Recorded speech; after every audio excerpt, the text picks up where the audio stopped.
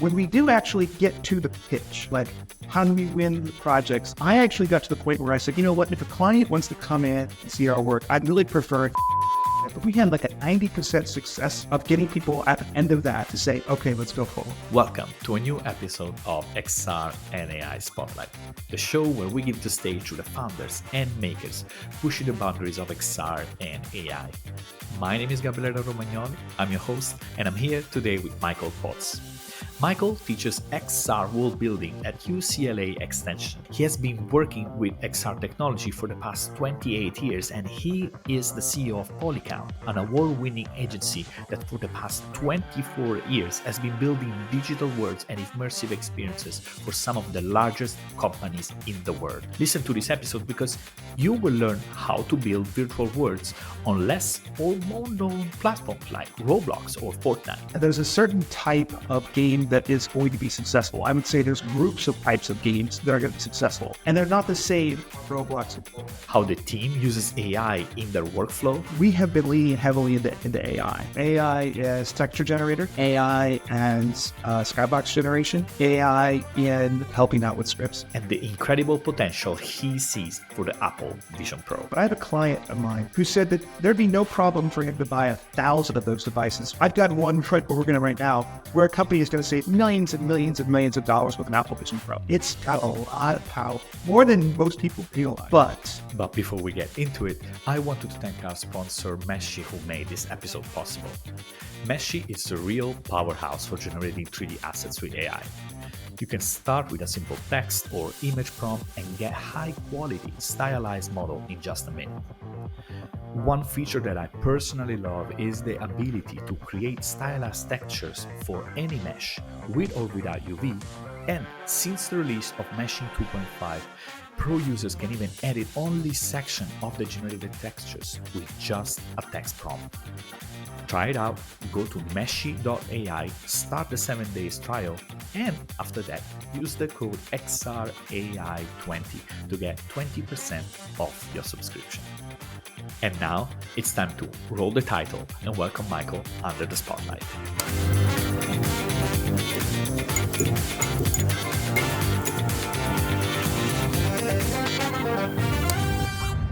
Michael, it is a real pleasure to have you here. It's an honor to be here myself. Thank you for inviting me. So, Michael, we are going to talk about world building for sure. But before going into that, I wanted to ask you one core thing, and that is, you have worked with so many of these huge brands.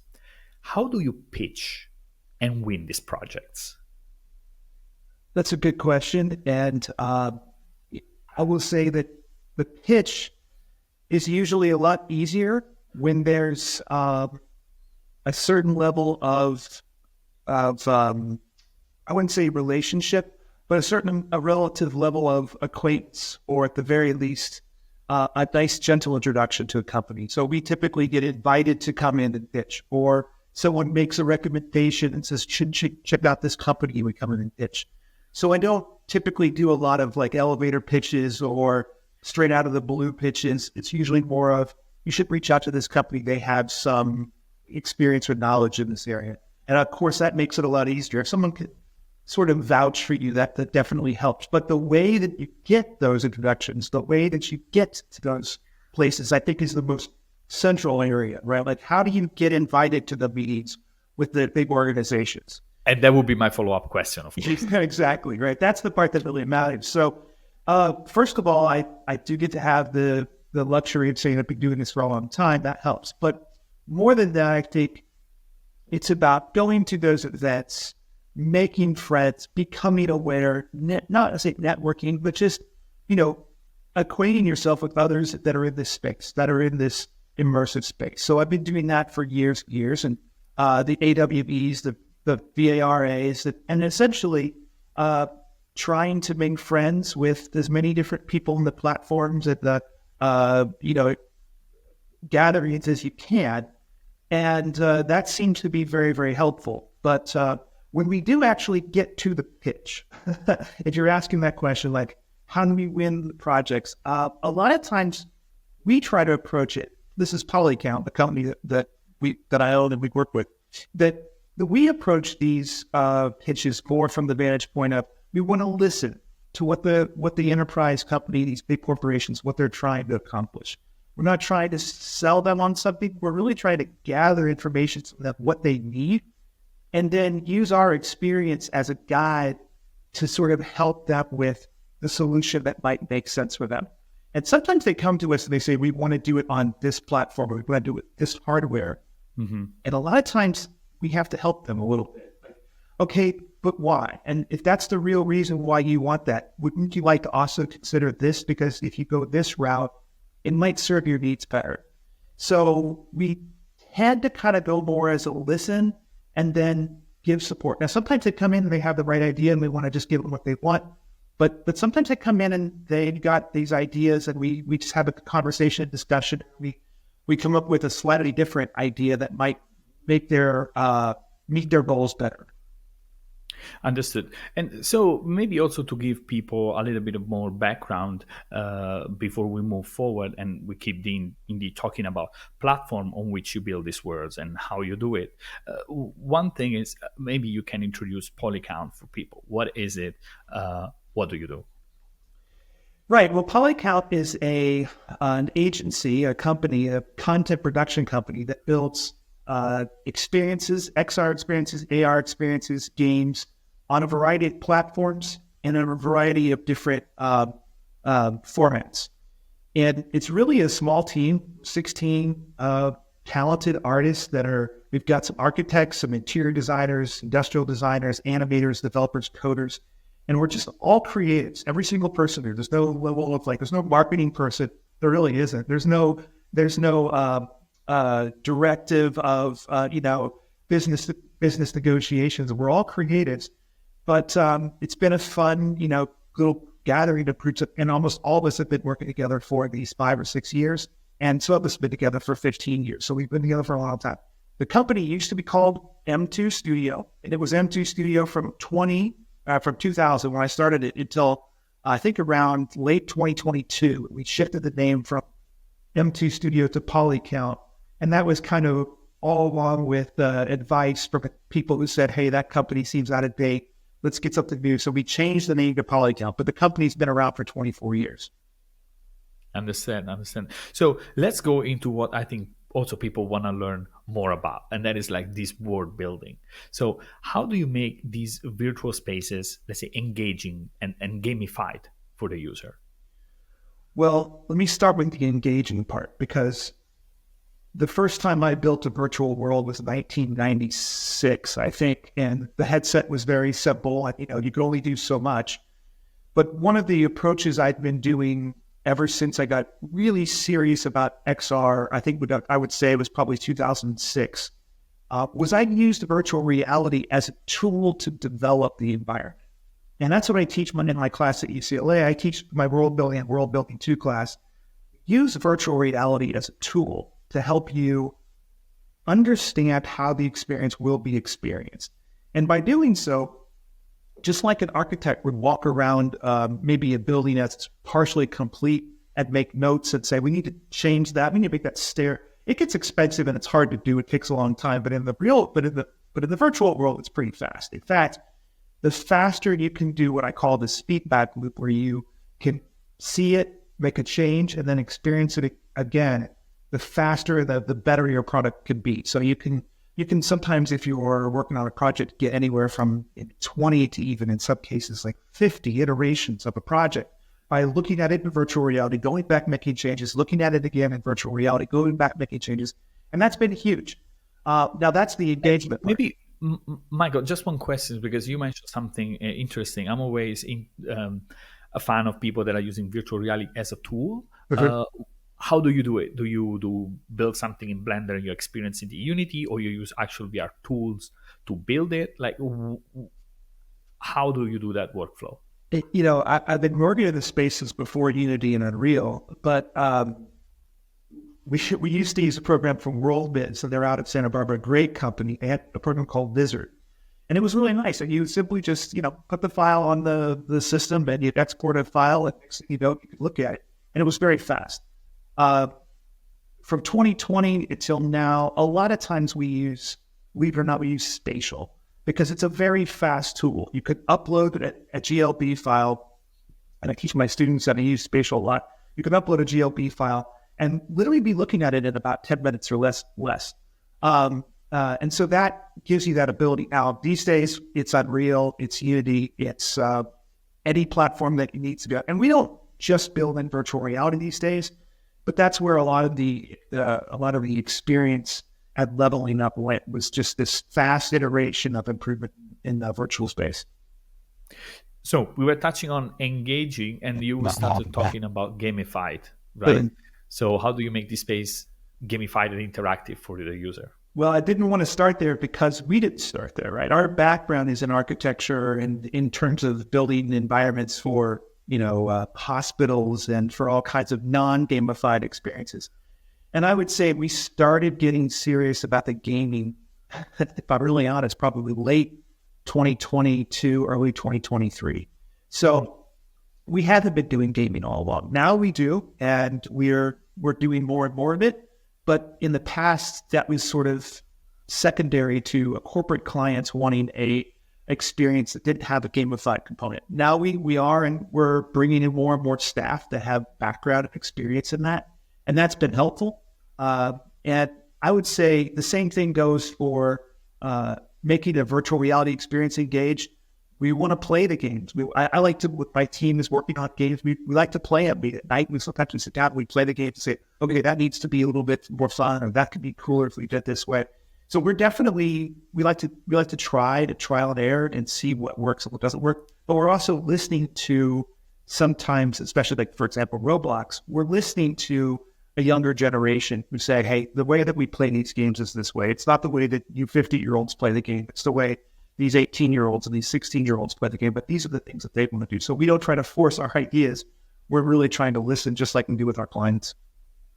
So you mentioned a good point, being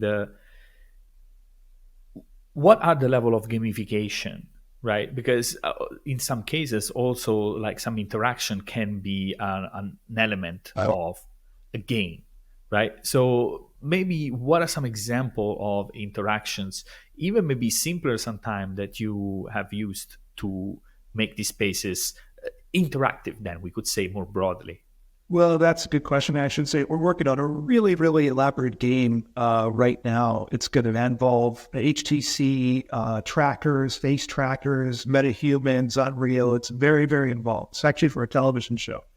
But if I think about it, years ago, we were doing some very simple games. And the easiest ones I would say to do are the scavenger hunts, because they don't really require a lot of, interactions, a lot of complex codes. You can simply create an environment and then hide elements around. And we had pretty good success with simple scavenger hunts. And we'd have, if you find I think we did one that in St. Patrick's Day, and if you find, I think it was a certain number of leprechauns, this was an alt space, you got a free Oculus Quest. Now, you were in the drawing for it. And so we had, I think, 800 people played it.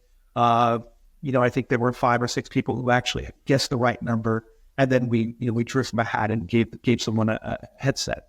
So those are simple games, but there's obviously all the different levels. We just made one last year for the Utah Jazz, the basketball team, and we built it on spatial. And you could go in and play a simple game of basketball. And if you scored a certain number of baskets, you could get, you're basically trying to get the highest score. So there's various levels of, complexity. Sometimes they're very, very, very intricate, like there's puzzle games, or we've been building some stuff with the Apple Vision Pro where you've got some shooting games where you can shoot guns and stuff like that. So there's different types. We'll talk also about that for sure, because we are going that at Vision Pro. One thing I want to touch first is the fact that you already mentioned a name drop platform, right? You said about Roblox, spatial, Altspace. So there are now quite a lot of this platform. So when we think about building these virtual worlds for brands, how do you pick the one that is right for the brand and the one that maybe is also right for the end user? Yeah, it's a good question. So it's a really good question. 2 things. First of all, I believe that there's a divide in mind between an internal application and an external experience, right? So a lot of companies come to us and what they want is an internal only. They just want the experience for their employees, whether it's for training or even just sometimes for gaming. We're building a game right now for a client. And, it's a big game, it's complex, but it's only for their employees. Other times companies are coming and they're looking at this from a marketing perspective. They want a virtual game. They want a game that's going to go out there and reach millions of people. So in those cases, the platforms will dictate which ones you go, which ones you would do for an internal versus an external. And I really think that in almost every case, it's the use case, it's the particular use case of the client that dictates which platform and which direction you go. They usually know whether it's external or internal. They usually have a pretty good idea whether it's a virtual reality or it's not virtual reality. So those are usually kind of given to us at the beginning.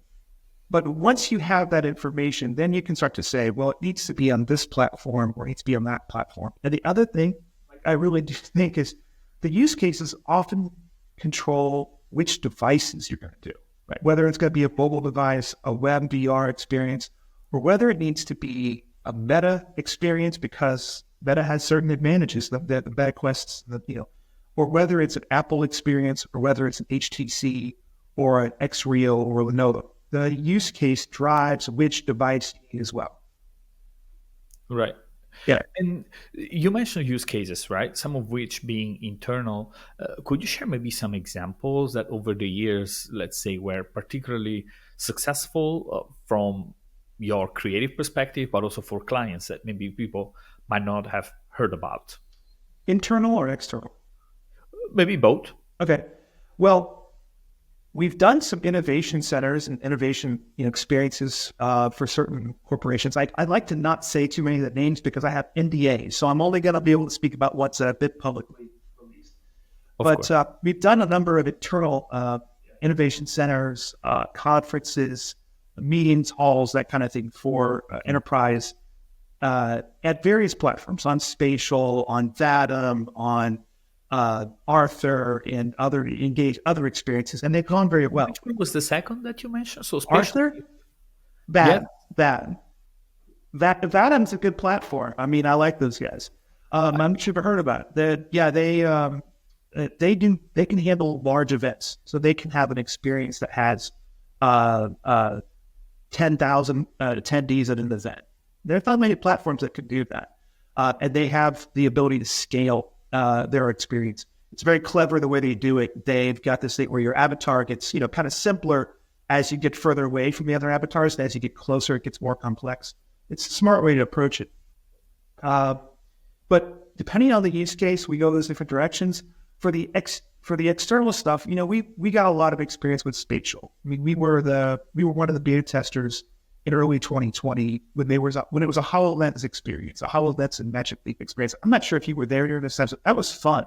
That was interesting. Yes, absolutely. I was not HoloLens, I have to say. I was like, I think the first time I tried it was when it was with a Quest 2, and there were like still small groups of people. Okay. Back then, when it was still like a very big focus on meetings and collaboration. And people started bringing 3D objects and doing more things. Oh, we want bigger worlds. Now we want to import our own spaces and so on. Yeah. So that was the time, more or less. That's when our business started to flourish during that period of time, when companies were saying we want to have these custom experiences. But before all that, in the early COVID days, you put on a HoloLens in your living room, and there'd be 20 or 30 avatars walking around your house, and they were all from all over the world. And it was surreal to see all these, holographic AR avatars. So that's how we were getting into that space. But we built a lot of worlds on that for corporations, companies around the world. So companies were going to Spatial and asking, hey, who could help build us a custom world?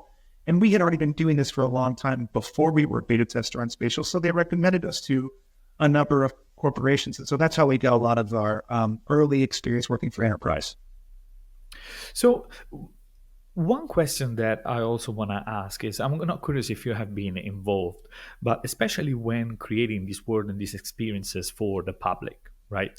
How do you actually launch them? In a sense, how do you make a launch of this platform successful? Have you involved in the launch, in the marketing of those? And what were the things that made a launch successful?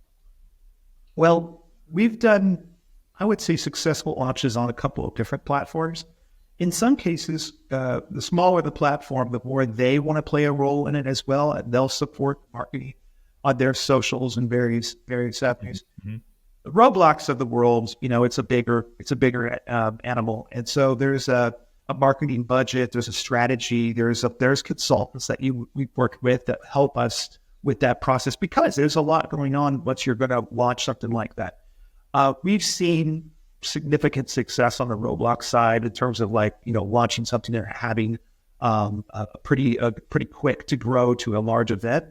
But the other events that we've worked with, the other platforms we've worked with, when they put their energy behind it, it does typically do pretty well. I know we're talking about, in the hundreds of thousands. We're not talking about the tens of millions, but that's what we've seen from these smaller platforms. But for Roblox, it's not that difficult to get to 1 million or more visitors. But you're typically going to spend a little bit of money, and you're going to spend some money to get viewers to come into your games. Right. I'm curious because right now, especially when I hear about these events and virtual worlds, especially let's say public facing, there are two big names that comes, and being Fortnite and being Roblox. Is there something that you have learned on building on those platforms that you can share with other people, maybe to help them decide if that's the platform for them, and if they do, what's the best practice? What's the best way of going about it? We've learned a lot. But I would say we still feel like we have more to learn, right? We've learned a lot. I would say the most important is that the marketing part of the process is a critical and important part of the process. Whereas before we might have been able to get away with limited marketing, we know that we're going to have to spend more time, energy, and money on that side of it. And that's a bit new for us as well, because before this, we were mostly just focused on making great-looking games and make great-looking experiences. The other part to that is that the players of these platforms are of a different age group to some degree. And there's a certain type of game that is going to be successful. I would say there's groups of types of games that are going to be successful, and they're not the same on Roblox and Fortnite. Fortnite games tend to be shooter games mostly. You're going to find most of the good, successful business games or the most successful games on Fortnite tend to involve guns of some or shooting of some way. Whereas Roblox has, you've got a bunch of different types. You've got tycoons, you've got obbies, you've got horror games, you've got all these different types of games that are successful. Mm-hmm. And then your audience is somewhat different. So you have to keep that in mind. It's from a building perspective, we found that we can build the graphics, build the scenery, the content, the avatars, that stuff is pretty much interchangeable from platform to platform. There's a little bit of difference between the resolution, the fidelity, the optimization. But essentially, you could make a great scene, you could make a great space to look good on this platform. And one of the things that we've been one of the reasons why we got into Roblox was because we found that we could take the environments we were building on spatial and put them on this platform and put them on that platform and put them on that platform. So we try to tell our clients sometimes, hey, listen, maybe you want this world that we're going to create to exist on more than one place. Maybe you want to use it in this capacity over here and use it in that capacity over there. And we find that resonates pretty well because it's like, well, if I don't want to get tied into one place, if I could have that, if I could own that IP data, that IP that was created for this experience, and it can live on in other places later on, that's a plus. Yeah, even though I imagine that it must be quite different. I mean, what about, for example, also art direction and art style? Because that is also quite different between Roblox and Fortnite and maybe spatial. How do you manage that? And also the other point that you mentioned being the kind of activity or game that happens within a certain space, right? So at that point, they are more like expo, I can imagine, right? Than actually, let's say, an actual game. Yeah, there's certainly that on some platforms. You're not trying to make a game for a large number of users, and that will affect, and also the audience, right? The audience is looking for a certain aesthetic. You can put a cyberpunk aesthetic on Roblox, it may not do very well. And you could put a Super Mario Brothers look on, Fortnite, and it's probably not going to necessarily be that successful. So you do have to think through a little bit of what your audience is going to look for.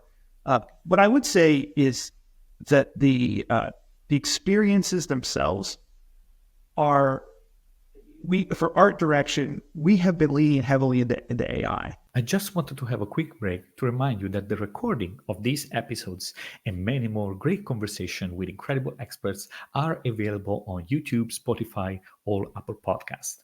Just head over to my profile or in the episode description below and pick the platform you prefer. And now, let's get back to the show. Because it's such a helpful tool to quickly review our concepts with our clients, to be able to show them what we're thinking about building before we actually build it, and then get feedback, and not just feedback from our clients, but also feedback from, let's say, some members of the audience. So we know, is this going to react well with the audience? Are they going to have a positive response to that? So we asked our younger developers, we asked people who play these games, what do you think about this? Will this work well? Will this look good? And so that's been helpful as well. We have partners and friends in these different platforms that give us feedback, but we've definitely found that using imagery like from Midjourney and other platforms like that has been hugely helpful in faster iteration of development, but also sign off on concepts. I won't tell you which client, but we did do one pitch for a massive corporation out of the blue. We threw it to them with a pitch that we developed in about 4 days with Midjourney to help us back it up. And they said initially, well, we'll see, we'll let you know. And the next day, marketing partner gave us a thumbs up and said, go. So we were surprised. We had a 24-hour turnaround and gave us the go ahead. And it was just because I think the pitch looked so good, and we were using AI imagery to help sell and explain the concept. But even though we did that, we still used our artists to go back in and recreate all of that from scratch. So we didn't actually use AI to generate the content. We used AI to generate the pitch. Right. So since you mentioned you used AI as part of your pitch, right, in terms of visuals, and at this point, I'm curious because this is also what a lot of the show is about, is finding the intersection between XR and AI. And I'm curious, have you used AI in other part of your workflow?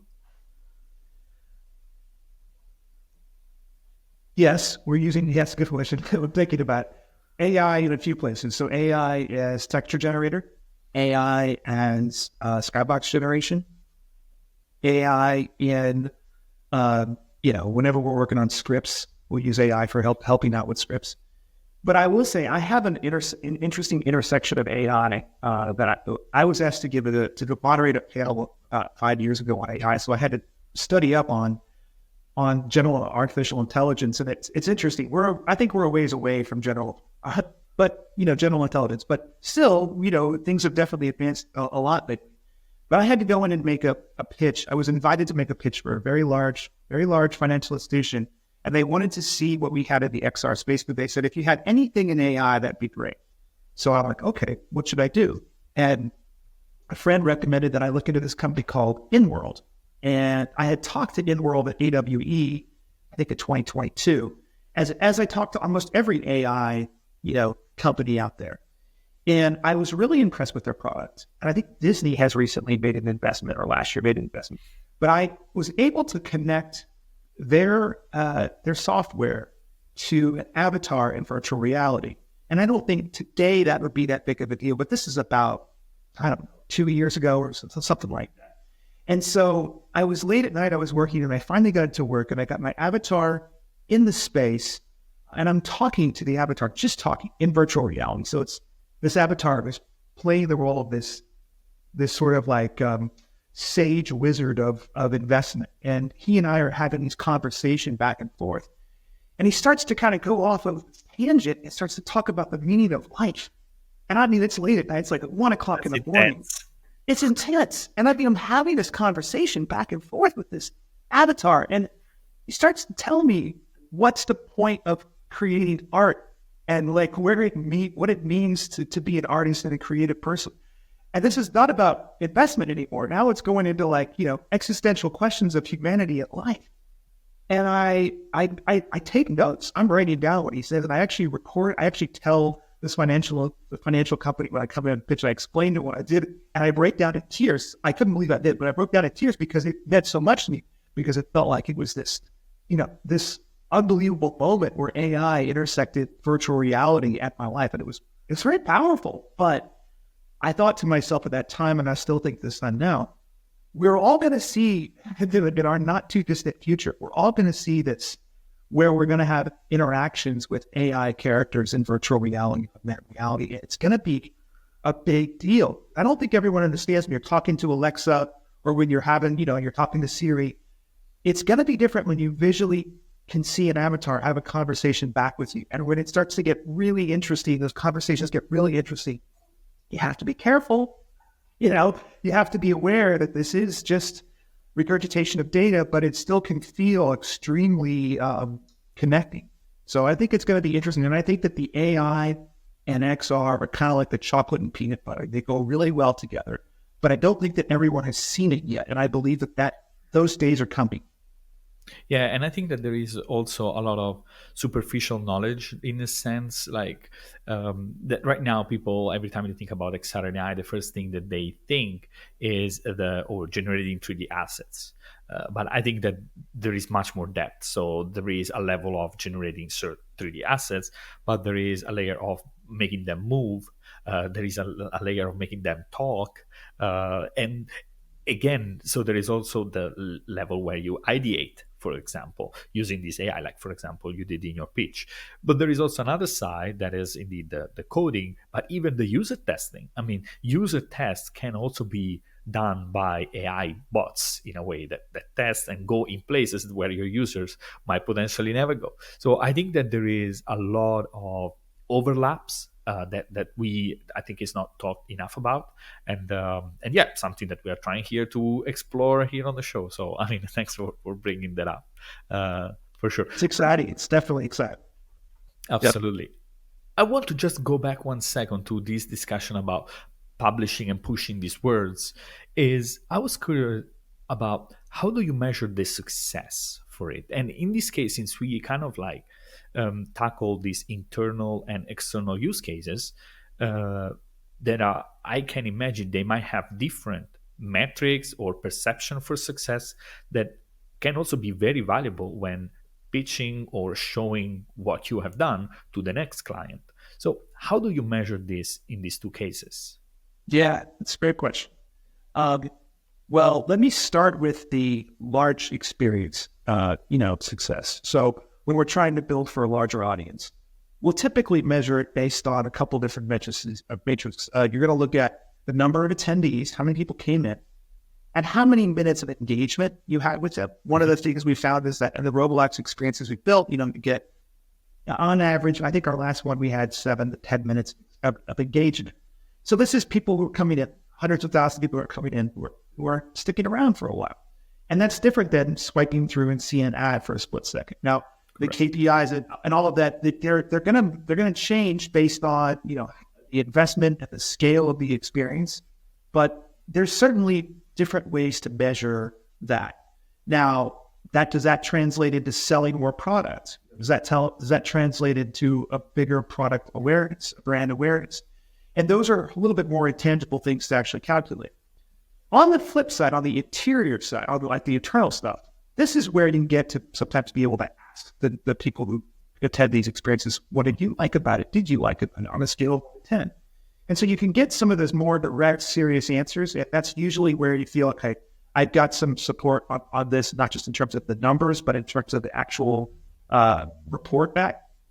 But I actually prefer the more anecdotal experiences for me. Just as an artist, I want to hear someone say, oh, this place moved me. I made one of the first things I did back in 2020 with Spatial is I created that. Someone asked me to build a Buddhist temple. And I kind of just did one. It just kind of came together really fast. And it turned out really well. And I put some chanting in the thing. And I put this big statue of Buddha with these candles, and the candles were lit. And the whole thing just had this great feel to it. Wow. And I turned it around. And I want to say it was like 3 or 4 hours, but it was one of those things that just flowed. And I had people coming in and they were getting emotional. I can't talk in here. We all have to be quiet in here. This is a special place. And people were treating it as if it was a sacred environment, even though it's a virtual reality experience. And people were telling me that they were crying in their headset. And I'm like, wow, I wasn't thinking I was going to bring people to tears. So this was a moment where I kind of pinched myself, like, wow, as an artist, that's kind of exciting. But when we hear people say that they loved our environments, they thought it was great. That's always a fun thing. And there for a while, especially in 2022, when I think the metaverse was getting a lot of the extra hype and everything. I actually got to the point where I said, you know what, if a client wants to come in and see our work, I'd really prefer, if they don't mind, to put their headset on and we'll take them on a tour of our environments in virtual reality. And we would take them on a tour of 10 to 15 different environments and maybe a few less, how busy they were. And we found that we'd always ended this kind of penthouse that we created overlooking, I think it was some city in Asia.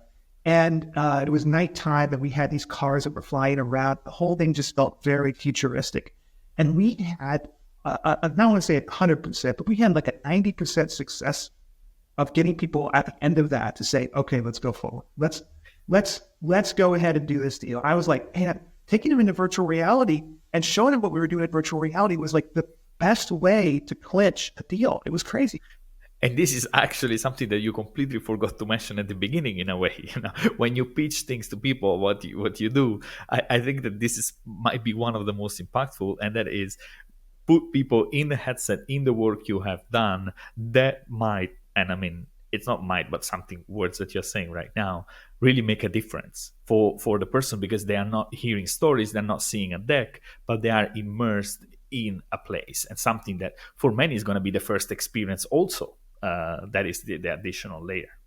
Which is why I'm excited about the Apple Vision Pro, honestly. I mean, I have my pros, my pluses and minuses about it, but the limited experience I've taken some clients to the Apple Vision Pro, it's even a next level in terms of their appreciation. So even though now I have to say that with the Vision Pro, we are talking mostly about many of the experiences that are now available or that I've seen people developing use more those windows, those volumes, other than the full immersive space. So what is your take? Do you see yourself using it? And maybe before that, what's your impression about the device? Okay. So first of all, I've been working with VR and AR for a long time. The most expensive VR headset I bought was in 2006. It cost about $25,000. The whole setup was about $80,000 for the 6 degrees of freedom. So, I have an experience outside of most people's experience in this space where when I hear everyone say $3,500, it's not that it's no big deal. Money is money. It's money. But I've been willing to throw it all on black free for decades, right? And to me, the success of Apple is that they went and really struck for a big chord. They went for the big thing. But I would say I am overall impressed with the Apple Vision Pro. I love some of the features it has. I don't know that everyone understands the power that's in the headset. Like, it's got a lot of power, more than most people realize. But many of the complaints about the Apple Vision Pro are justified. I hate to say it, but I think they made some missteps in the design and some missteps in some of the implementation. I got to give them a lot of credit for going big on some stuff, and I think they went so far in some areas. I'm like, wow, I can't believe you did that. But there are some legitimate issues with the headset and how it works. So I have mixed feelings. On the one hand, I love it. On the other hand, I recognize that we're going to be waiting for another generation or two of that device before we're going to see people who are going to be using it on an everyday basis. That said, again, I can't tell you which client, but I have a client of mine who said that there'd be no problem for him to buy 1,000 of those devices for their clients, because there are use cases. I'll go back to this. I know there are use cases for these devices where it can save companies millions of dollars, right? I've got one where we're going to right now where a company is going to save millions and millions and millions of dollars with an Apple Vision Pro. Now, I'd love to tell you about it, but there are specific instances where some of these devices can really achieve things that other devices can't. And the Apple Vision Pro has certain areas where it can do things better than any other platform can. And again, it has more power than any other device by far. And it also has very, very high resolution optics. And those two things combined give it certain edges in certain areas. That said, I've got other clients who do things where the Meta Quest 2 is more than sufficient. So you just have to consider what's the use case. So when you mention about the bot, right? What are the things that you say would need another generation of device to get done properly? It's funny because it's not the hard stuff. To me, it's the easy stuff. I mean, mostly, right? The optics are great. The user interface is very nice. They've got just from what my tests have shown, it can handle about somewhere between 15 and 20 million polygons, which is 15 to 20 times as many polygons as, let's say, the Meta Quest 3 or the Meta Quest Pro. So for a standalone device, they're so far away in that area, it's not even funny. But the things I wish they'd done different. I mean, I feel like one of the biggest issues is I wish they would have maybe engaged with more of the developers who've been in the space for a while, the people who've been building in the space. Like if they'd have gone to the MIT hackathons for the last 5 or 6 years, they could have gathered a lot of great information and useful stuff. I feel like maybe there was a bit of not listening to that community, or at least they didn't talk to me, which is fine. But one of the things I would have done is I would have balanced the headset. I would have put some weight in the back instead of it being all in the front. That's a huge issue. And you hear a lot of complaints about neck pain, and it's too heavy. And devices are heavy, I get that. But you could have put some weight on the back, and that would have done... Is the distribution the biggest problem? Simple. That's it. Put the battery on the back. I even saw, Jeremy Dalton, a guy who I love and respect a lot. And he even did his own little, Velcro thing, which was clever. I was thinking about doing the same thing. Velcro battery to the back. So that's something that they could have done. For sure. I'll tell you what, I went into the store to buy mine. We bought 2 of them, and I went to go get mine. I came in ready to buy 28 or 25 different light shields, because I want to be able to go into corporations and put this on people's heads. So when they get out with 20-something different light shields, I'm like, why would you do that? Why wouldn't you have at least one that was multi-user? That seems to me to be crazy. And they were very strongly like, well, we did that because we want it to be, good for the individual. But this is a $3,500 device. I'm obviously going to share it. Now, to be truthful, I've shared this device with dozens of friends and coworkers and clients. No one's had a problem with the light shield. When I talked to the salesperson, he said, really most people fall into 2 or 3 of these light shields. Why do you have 20 some of them? And I said, can I buy them all? They said, sure. They said, I wouldn't buy all of them. Okay.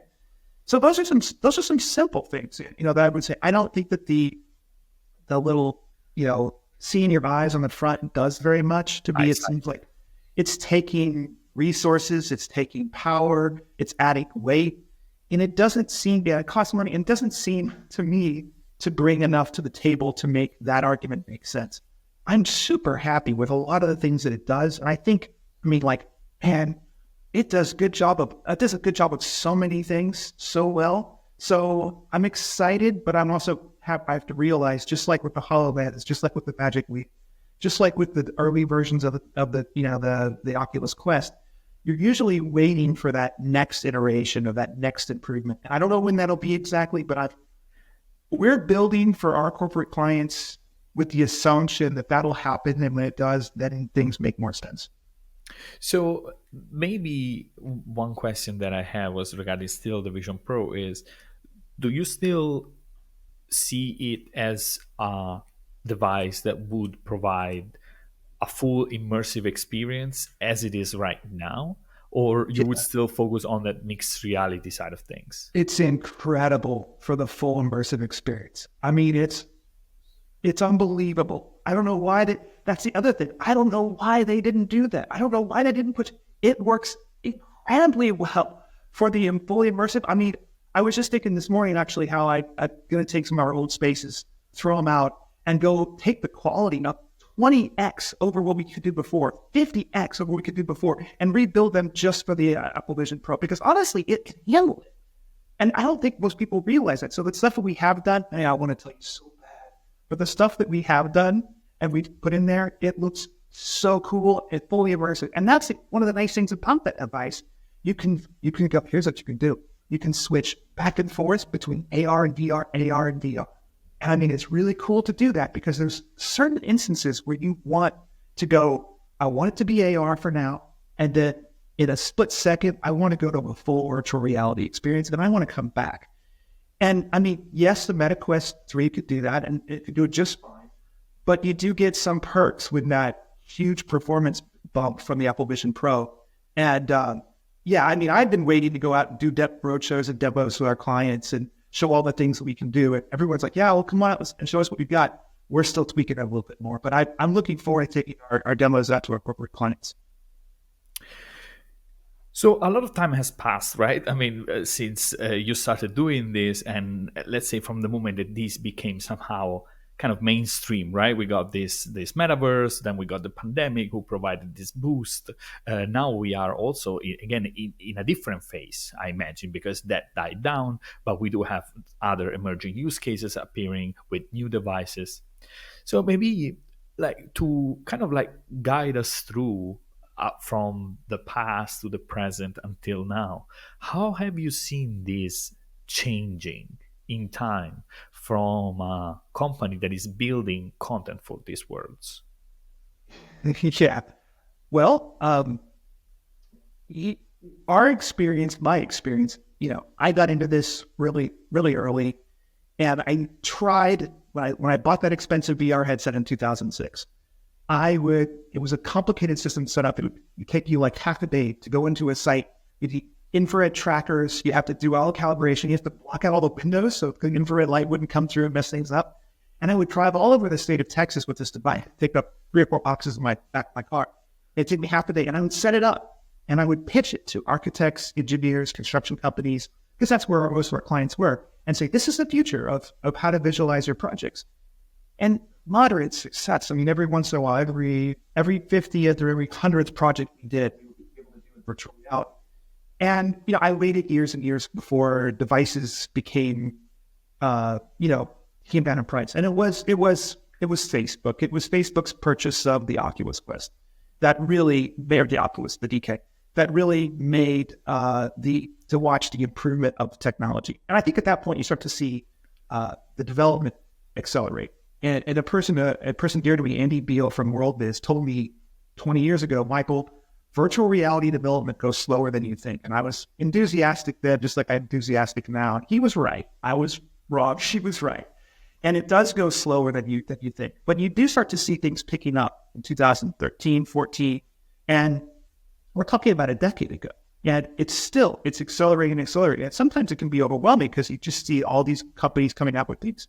But also you see the companies who try things and fail, which is part of the solution. So I think that with AI, we're actually going to start to see even more improvement and faster iteration in terms of the development of this. You explained some of the reasons why. You can do testing with AI. You can use AI to solve some technical challenges that were difficult before. And I'm really impressed with Apple's incorporation of the M2 chip. I think it's the M2 with the R1 chip of the device. So now I can see, hey, these little chips in these devices can go and give these devices a lot of power. But we're marching towards this day where these devices become much, much lighter weight, more powerful, easier to use, less expensive. And it's getting, the days are getting faster. Like the speed of the development is moved along. You could take Moore's law and you could take, thermodynamics. We have to consider that heat is always still kind of the enemy here, that we're going to be dealing with heat as long as we're dealing with this stuff. But it is getting better and better. And I couldn't predict exactly where it's going, but I suspect that we're starting to see where this is going to get really exciting. The most important part, I think, is in the not the use case, but the killer app. Like what's the use that's going to bring widespread adoption? And I think we all know it's some form of communication. And my personal opinion is it's a combination of the power into the Apple Vision Pro.